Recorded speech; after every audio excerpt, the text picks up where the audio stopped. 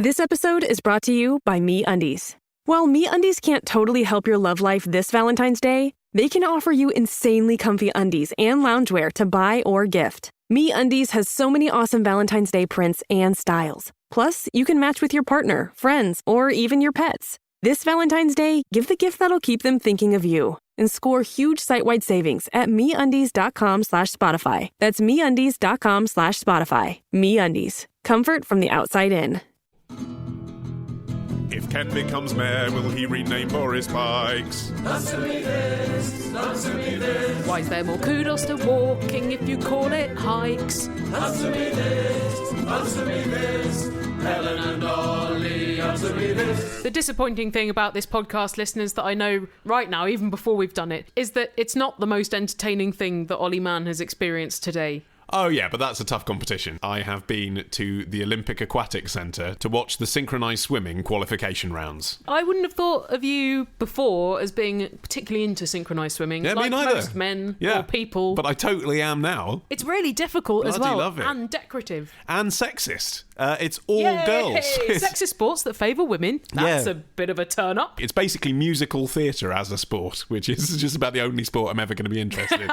Now, I don't understand why this shouldn't be open to men. Do you think it's because there's such a danger of their cock and balls falling out their trunks? Well, no, because you'd wear Speedos, wouldn't you? I think, generally speaking, the TV audience is less interested in seeing a man's hairy legs doing formation spinning around. Scissor kicks not so nice on a men's leg. But that shouldn't be the principal reason why a sport is or isn't recognised by the International Olympic Committee, should it? It's the 21st century, god damn it. Did they burn their bras for nothing? Exactly. It's the next Billy Elliot film waiting to happen. Young boy and his brother want to be synchronised swimmers but can't. Well, here's a question about sexism in sport. Fancy that. It's from Max in Rotherham, who says, I listen to your podcast whilst running. Very well. As we have it on good authority, does Graham Linehan. Although when I met him and he told me this fact, which almost made me fall off my chair, he said, I'm kind of giving up running now. Oh, that's it. So he's probably giving up podcasts too. Max continues, I am an ultra runner. Of course you are. Which is better than a normal runner. Yep. Because we run longer distences. Oh, I thought he was going to say he had like Inspector Gadget attachments, which means that wheels shot out of his legs. He can transform into a Porsche. Your podcast is ideal, as it is amusing without being laugh out loud funny. Thank God for that. What wonderful praise. Which, when you're running, can be disastrous. I often run through the city centre in the morning, which is often busy with commuters and students. It's busy with students in the morning. What is this? Well, maybe they're coming out of clubs. Now, as a runner of a few years, wow, he says really Max, does do long distance running. I have enjoyed having a very pert and muscly bottom. Ooh. And he's put in brackets glutes. The word glutes. Well, that ruins it, really. It's too medical. It's not sexy, is it, glutes? No, because it sounds like glutinous. That's not a sexy texture. He says his arse looks good in running tights and shorts. People don't look good in running tights and shorts. So, Helen, answer me this. Do ladies turn to look at men's athletic behinds in much the same way as a male would if a fit female ran past? I cannot speak for women and gay men as a whole. Oh, that's a shame. My opinion is that although women like a nice bottom, they're not as obsessed with them as men are with a lady's bottom and tits as a body part in isolation. Also, having a sweat patch on your bum is an instant turn off. And if they're going to look at you, they're probably going to look at the front to see if you're doing a Linford Christie. Here's a question from Rebecca, who says, I went to the well-known, slightly pretentious Italian restaurant Prezzo the other day. Pretentious? I assumed it was just the same as Pizza Express. No, it's more pretentious than Pizza Express, less pretentious than Zizi. That's where it is in the high street. Zizi's not pretentious anymore, and its quality has gone way down. Really? Yeah. Gross. No, I think I went quite... oh, yeah, but I went to the one that's like under where the Mayor of London's office is, so that was probably quite a high-end Zizi. Strada, I'd say. That's a good Oh, maybe chain it was... pizza. No, it was Estrada. It was Estrada. They are nice. You're absolutely right. So what's the listener's question? That's not important right now. Have you been to Papa Joe's? What about the new one they've got where the crust is stuffed with a hot dog? What? That's made up. No, it happens. It's a new thing. No. It's a thing. Where do they do that? Not in Italy. No, I'm sure. Anyway, Rebecca says, I went to the contentiously slightly pretentious Italian restaurant Prezzo the other day and saw that they have added a, quote, light option to each pasta dish and pizza on their menu. They describe this as being a half portion of the classic dish with the rest of the plate made up with salad. Do they do that, do you think, in the distinguished way that Pizza Express do with their Leggera pizza option, which is where they've got... Make a big hole in They've it. got the pizza, which is like a hat brim, Yeah. and then the salad, which is in the middle. Like, you know that album cover Kylie Minogue had where she has a hat brim and then her hair is pouring out the top of the crown? That's what the Legera is. Yeah, that is, yeah. Well, she says each of these dishes is exactly £1 more expensive than the normal non-light version. Scandal! So, Helen, answer me this. How come you get half the food and a few leaves, but they're charging you £1 more? Oh, that's the argument people made when Nouvelle Cuisine was popular, isn't it? Well, sort of. It's tiny. Even my guinea pig couldn't eat off that. Yeah, okay, but that was in the abstract because you couldn't get an equivalent portion from the same Nouvelle Cuisine restaurant that was £1 cheaper and twice the size. I mean, that would be like something Damien Hirst would have done as a stunt. But they are actually doing this not for art, but for business. How do they get away with it? Maybe that's why Damien Hirst's restaurant Pharmacy shut down, because it made no business sense. I think this is just consumer psychology, isn't it? You're paying for the healthier option. You're paying to feel good about yourself. Like a sophisticate. And so they can get away with it. And also, pizza and pasta, they tend to be pretty cheap to produce because they're based on flour and then a few nice ingredients in small quantity, whereas salad, maybe that costs more. Well, also, it doesn't keep, does it? Yes. You got to get it fresh. All right, okay, we seem to be on Prezzo's side on this. Sorry, Rebecca. But what do they do with all the middles of the pizza? Yeah, that's... well, maybe they make kids' pizzas out of them or something. Oh, that's a good idea. Yeah, it's a good idea, but I bet they don't. Or for people who want half the salad. They want With the pizza in the middle. Yeah, they want the heavy option salad. Maybe it's for people who don't like the crust, because that's basically wasted space on the pizza. Yes. Well, that's why you put the hot dog in it. Yeah, it's obvious now. Here's a question now from Paul, who says, whilst in yoga, the yoga teacher mentioned that she thought the word Viagra came from the Sanskrit word Viagra, or tiger. She's been spending too much time standing on her head. So, Helen, answer me this. Is it? No. No. And another explanation that is common around the internet is that it's a combination of the words vigour and Niagara, both of which confer some of the idea of they Viagra. Do, very much. But anyway, it's just because there are quite a lot of hoops you have to jump through when you are naming a new pharmaceutical. Yeah, I bet. One of them is that it's a word that doesn't mean anything in any language. Oh, really? And Viagra is one of them. So presumably the Sanskrit that she's talking about, maybe it's not pronounced at all like Viagra. That's really interesting that you have to pick a word that doesn't mean anything in any language, but if by happy coincidence it does sound a bit like tiger in Sanskrit, that's fine, isn't it? Yeah, but if it sounded like a worm in Sanskrit, then it would ruin Not it, so wouldn't cool. it? Yeah. What I'm saying is the makers may have been aware of this coincidence and, embraced it. They've got money, Pfizer. They've probably got a little linguistics. They've probably got Susie Dent from Dictionary Corner on it. Yeah, they can afford whoever they liked. Imagine Yeah. that, being able to just pay Susie Dent to do your bidding. Imagine having Susie Dent in a factory where boners happen. If you got a question, email your question to answer me this podcast at googlemail.com. Answer me this podcast at googlemail.com. It's great.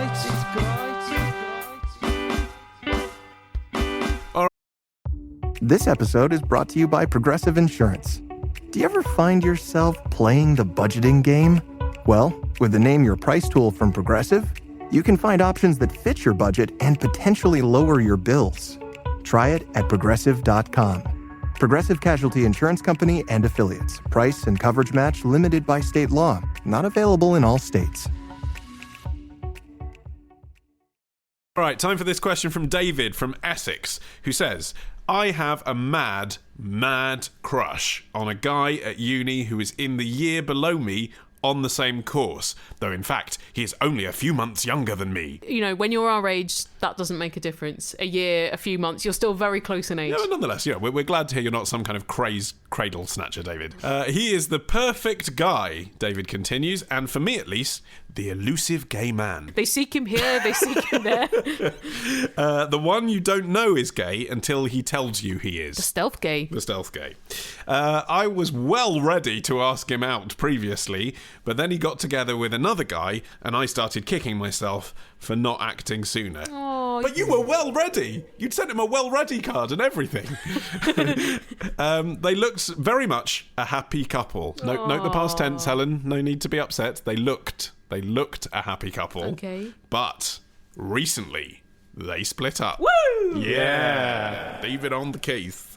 And I now think I should make my move. only.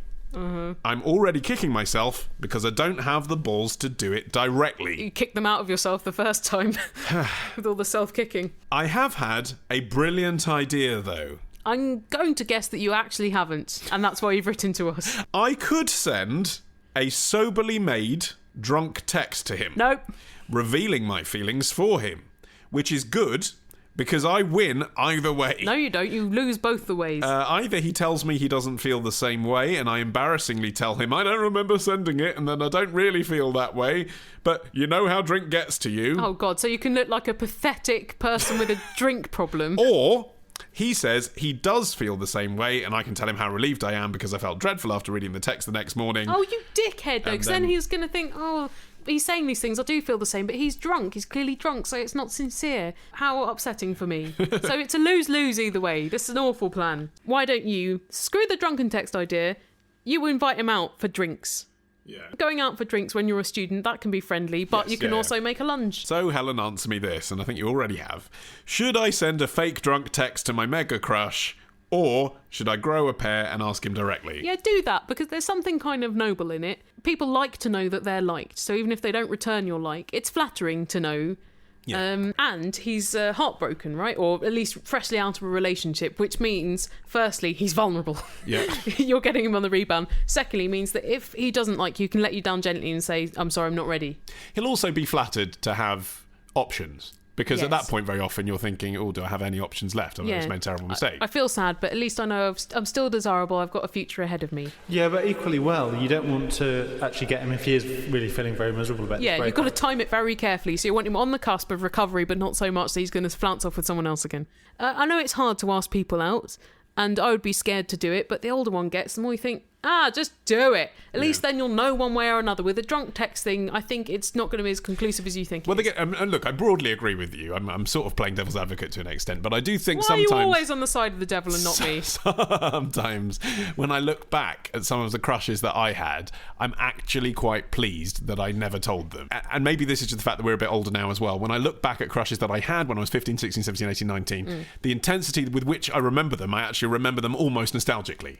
I actually kind of think I'm quite glad I had those unrequited feelings for someone. And actually, if I'd ever told her, I wouldn't really have wanted to deal with actually even going out with them, because it would have ruined that intensity. Oh, come on. That's a kind of Dawson's Creek type coming-of-age drama. Bullshit. I think you probably would have preferred to get your end way at the time. Yes, of course. You would have had plenty of time to have unrequited love feelings to concentrate upon later when writing poetry. Yeah. I think there's an element of truth there, though, and I don't think that any of the girls that I had crushes on when I was young would ever have gone out with me. And that's the danger. I think part of the appeal of a crush is it is unrequited. That's because they were all your friends' mums. Bum bum bum bum bum bum bum bum bum bum bum. Helen Ollie, answer me this. Don't ridicule me and don't take the piss. Give me a clue to what I'm asking. Then in your awesome knowledge I'll be basking. In summer I'm so alone. No one to email and no one to phone. Where can I get new friends from? Answer me this podcast.com. That marvellous jingle was sent to us by listener Brett, who is the chairman of the Red Rose Chorus in Preston. It's an absolute beaut, that jingle. It is lovely, listeners, when you send us jingles that you've made yourselves. And even though we try not to play ones that are based on a copyrighted tune. In that case, we made an exception because it was so bloody good. Yeah, exactly. And also, that tune is from 1954, so they're probably They're not listening to podcasts. No, they're just trying to breathe unassisted. But if I lived anywhere near Preston, I would be stalking you, Brett, like a lunatic. Hi, Helen Ollie. My name's David, and I live in Ilford. Yay! I'm watching Alfred Hitchcock's Rope. At the beginning, it says "Colour by Technicolor." When did people stop putting "Colour by" at the top of films in the credits? In fact, when did credits stop coming at the beginning? Because it's really boring. I haven't seen Rope. Have you seen Rope? I have not. I have seen it years ago. It's moderate to good. What about the glorious Technicolor? Yeah, pretty colourful. The rope comes out particularly brightly. The answer to the question, why does it say colour by Technicolor at the start, is that Technicolor's a trademark. Still is, by the way. The company still exists. Part of the sort of use of Technicolor was that you agreed to say that. It's like with Intel. If your computer's got an Intel chip in it, your ad on telly has to go do-do-do-do. Or have a little sticker on your computer somewhere. Exactly. Is that. Technicolor insisted that if you use Technicolor technology, the film had to start by saying colour by Technicolor. Also, at the time, it was probably quite a big selling point, wasn't it? You know, drab, boring, black and white films, or Wizard of Oz. Yeah, that's right, yeah. But when Kodak came along doing a version of colour that didn't involve really, really hot lights and 3 times the amount of film that you need to make a black and white film, people were quite keen to not use Technicolor anymore. And that was kind of the beginning of the end, really. And the answer to the bit of the question about why don't you see really long opening credits anymore generally, unless they're doing something theatrical or sort of paying homage to old films? The reason is basically because of TV coming along. Because it used to be the theatrical tradition that you'd have long titles like Hitchcock does. Because you had to sit through them, whereas now you can get up and leave. Exactly. And in fact, the audience had already, normally by then, seen a B-roll film already. Exactly. So they'd already been in the cinema for an hour. They were in the palm of your hand. Yeah. You could show them as many names as you wanted. Whereas when telly came along and TV movies started being made, obviously the audience drops off if there's a really long title sequence. And apart from in certain circumstances like Bond, obviously, where they make a virtue of it. So the tradition became, no, get in and out as soon as possible. Just give us the title and a few captions. To the point where nowadays, if you're doing a big blockbuster movie, I think James Cameron sealed the deal with this with Titanic. You just have the name and then get on with it. You don't even bother having the pre-story. You just go straight to the ship striking the iceberg. But it annoys me when there's no title at all. Batman Begins did that. That's to make a point. Because at the end of the film, once you've seen the story of Batman, he has begun. So the title there would have had to read Batman is about to begin. Exactly. Pre-Batman. But I still think it should start with the title Batman Begins, so you know you're watching Batman Begins. Yeah, but rather than having accidentally wandered into one of the other films. Yeah, and that's just courtesy, isn't it? The next question is about something which could not happen if we were still operating the old Hitchcock credits arrangement. It's a question from Jess from Kentish Town, who says, I recently found out something that blew my mind. Wow. I was reminded of this when you discussed in a previous episode the surprising fact that cult filmmaker Nicholas Roeg, director, of course, of Don't Look Now. Yeah, directed The Witches. Directed the film of The Witches. Yeah. My game-changing fact is this. Leonard Nimoy directed 3 Men and a Baby. How have I lived 30 years on this earth without knowing this? It's not really been that important, has it? 3 Men and a Baby. Not toppermost on anyone's consciousness, not even Ted Danson, not even Thingamy that was in all those films and then her career tailed off at the end of the 80s. Nancy Travis. That's it. Yeah. Ollie, answer me this. Are there any other film and director pairings I should know about? Well, should is a strong word. Yeah, that would spoil the surprise of getting to the end of shitty Dance Academy film Centre Stage and finding out that Nicholas Heitner directed it somewhere in between Madness of George III and History Boys. See, now, I don't find that surprising, but I haven't seen Centre Stage. It's so cheesy. But it's a genre piece, so in that way, is it surprising? I mean, it's... Yes, because it's not a genre that I ever thought anybody who had directed incredible things at the National Theatre would dabble in. Yeah, okay. Like, if he'd done it before, Madness of King George, for money, would have understood. Afterwards, inexplicable. Actors directing is always surprising, even if they're doing things that you're not that surprised to see them do. Like Clint Eastwood, what's he playing at? Yeah. No, but kind of, you know, when Robert Redford and Clint Eastwood first did start directing films, people were a bit like that. Yeah, well, when Ronald Reagan ran for president. Yes. Anytime they want to get another job on the side, you hate it. Eric Stoltz from Pulp Fiction, he directs a lot of Glee. Does he? That's a bit of a surprise. Every time I see his name, I'm like, what? The Eric Stoltz? I've got incongruous director and film fact that I think will blow Ollie Mann's mind. The Wiz. Oh, I don't know what about The Wiz. Sidney Lumet. Wow. No. What, directed by? Yes. Is that the guy that did In the Heat of the Night? Yeah, and loads of sort of quite mature and sophisticated kind of police conspiracy theories for grown-ups with sex in. You wouldn't expect him to have done an all-black musical. Interesting. Jeez. I've got one for you. Okay. Jerry Zucker, Yeah. who directed Naked Gun Yes, and and Hot the Shots, airplane type things. did Ghost. Wow. Yeah. That's the greatest parody of them all. The thing is, though, you remember Ghost being a big schmaltzy melodrama, and obviously it is, but it's also got a lot of comedy with Whoopi Goldberg, hasn't it? So it's not a complete drama. It's not totally straight. It is actually quite a Hollywoody film. So it's not that weird, but kind of interesting. I think this is a more famous one. Right. Popeye. Martin Scorsese. Is it Francis Ford Coppola? No, but right kind of ball. Is it Abel Ferrara? It is Robert Altman. Yes, Shit. I did know that one. This isn't such a surprise, really, because he's not like a really famous director, but I think the most eclectic director, and it's always a surprise when he directs something because you're like, that's so different to what he's done before. Ang Lee? No, but that is... you're right, though. Yeah, He bonnet does that as well. dramas, Yeah, martial superheroes. arts, Yeah. shit superheroes, Ice Storm, Brokeback Mountain. Okay, now actually Ang Lee is more eclectic. And Michael Bloody Winterbottom eclectic. as well, he's really eclectic. Yeah, he's just deranged. Yeah, but the one that surprises me, because the film that he directed and made his name on was such a staple of teen comedy, is Chris Weitz, who directed American Pie. And he did other things that are kind of in the American Pie broader bracket. Yeah, also did About a Boy, which is really quite a different kind of tone. It's still quite shiny and cheesy. Hold on, but this film that came out last year called A Better Life, which is a great film, by the way, you should see it. It's a drama about the difficulty of being a Mexican immigrant in California. Wow. It is half in Spanish, and it's really fucking serious. On the flip side, School of Rock. Yeah. Richard Linklater. Yeah. Yeah, that and Before Sunrise are very much companion pieces. It's people taken out of their normal existence temporarily. Ernie. Yeah, Bert? Ernie, I gotta use the computer now. Okay, Bert. Ernie, you're not moving. Oh, sorry, Bert. I'm just, playing some solitaire here. Oh, it's just that I've got to use, answermethispodcast.com. I've got a question for them. Oh, yeah, Bert? What's that?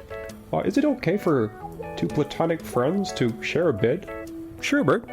Morecambe and Wise did it. Time for a question from Molly from London now, who says, Helen, answer me this. Why were people traditionally shot at dawn? Oh, this is a lovely, fun question. This is people who are... Naughty.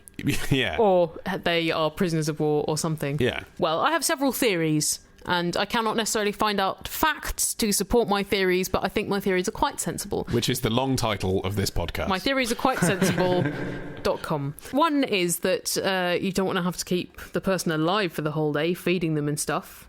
Yes. So kind of like checking out of a hotel in a way. We could Yeah. have shot them the night before and saved yourself some bedding. Yeah, and then you'd make sure that it was clean for the following morning for the next prisoner. But another is that by shooting them at dawn, everyone sees it, because all the military get up at crack of dawn, and it's a warning for them. Yeah. It's the time of day when they're all in the same place to see this thing, and presumably it spooks them for the whole day.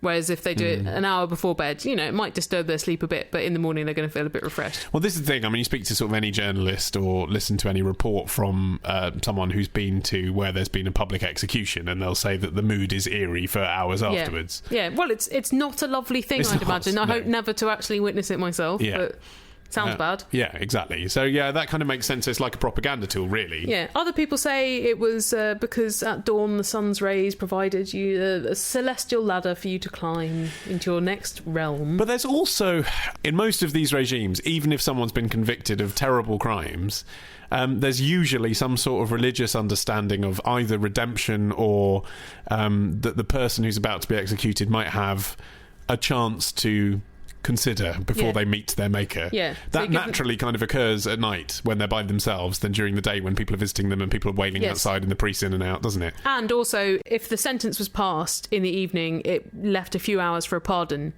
Right, yeah. So, I think all pretty good reasons, apart from the celestial ladder, which is a pretty shit reason. Here's a horror story from Andrew from Southampton, who says, the car park at my work is besieged by crows at the moment. Okay. The feathery idiots are attacking everyone's cars during the day, trying to pull off the windscreen wiper rubber. Hitchcock film.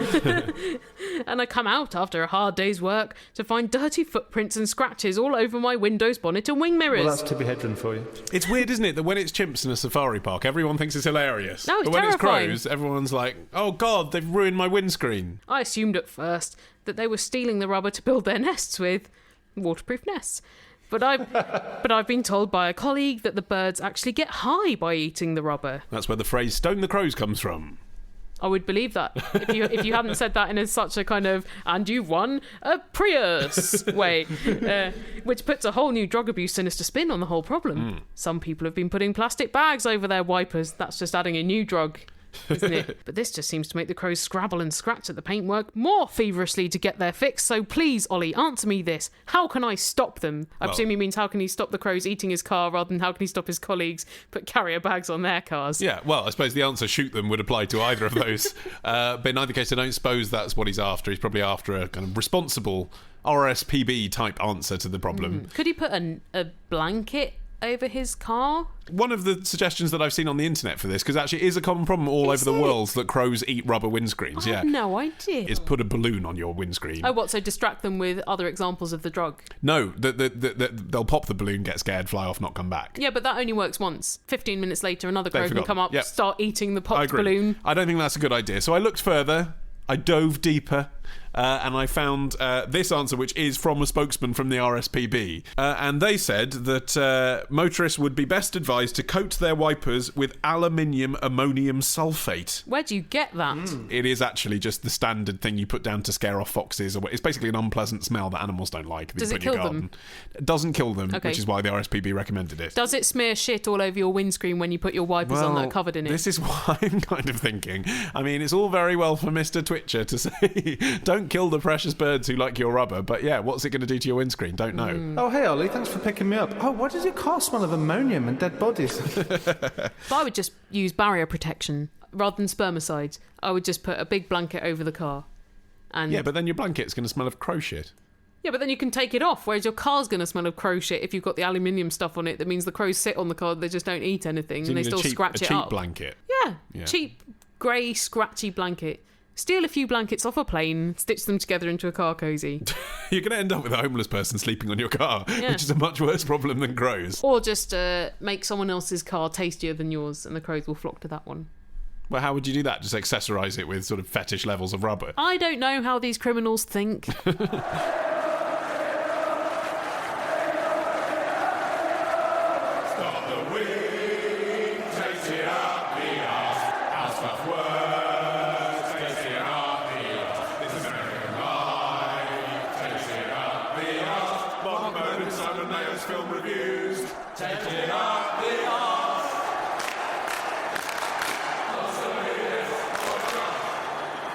Here's a question from Rose from Melbourne, Australia, who says, I am very fortunate to have a job that requires me to travel regularly to the UK. Not that fortunate from Australia, is it? No, That's no. minimum Not great. 24 hours each way on a plane. Ah. Enjoy the jet lag. Bye.